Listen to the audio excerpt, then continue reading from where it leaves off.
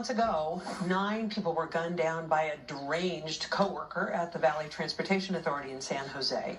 Marking the grim anniversary was a church group dedicated to preserving the memory of crime victims while offering prayer for their families. Crown 4's Rob Flatabo has more on this story. He's live tonight in San Jose. Rob?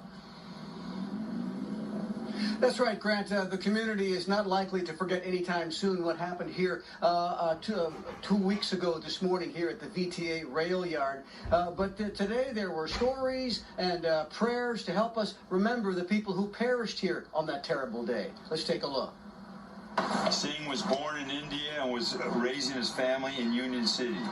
He worked for VTA for 14 years and was a light rail operator. Just outside the still shuttered entrance to the VTA rail yard, the San Jose Diocese Victim Street Ministry gathered to pray for the victims of those murdered here by a co-worker 2 months ago today.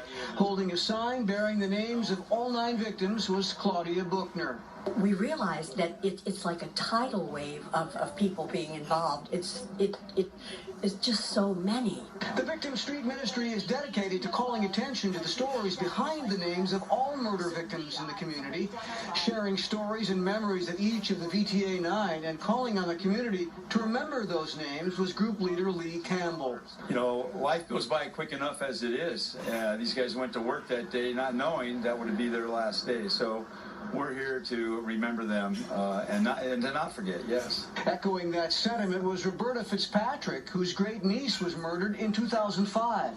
Even after the court things are over and the public is finished, the families still struggle, and I just don't want them forgotten. The names of all 9 victims also read aloud. Prayers included shooter Samuel Cassidy, whose murderous rampage touched the lives of countless family members and friends. They too must not be forgotten, said Claudia Buchner. We believe that the people who are gone are resting safely in the arms of God. But we do want mercy and compassion to come down upon all those who are left behind, their loved ones. We want them to know that they are loved, and we will never forget.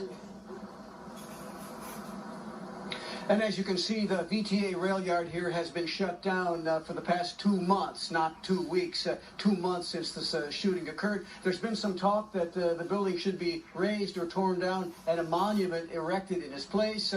Probably too soon to make a call on that. Meantime, the light rail itself also shut down now for 2 months and probably won't be running again until the first part of next month, if not later. Live in San Jose, Rob Flatabo, Crown 4 News. Thank you, Rob. Now to the East Bay.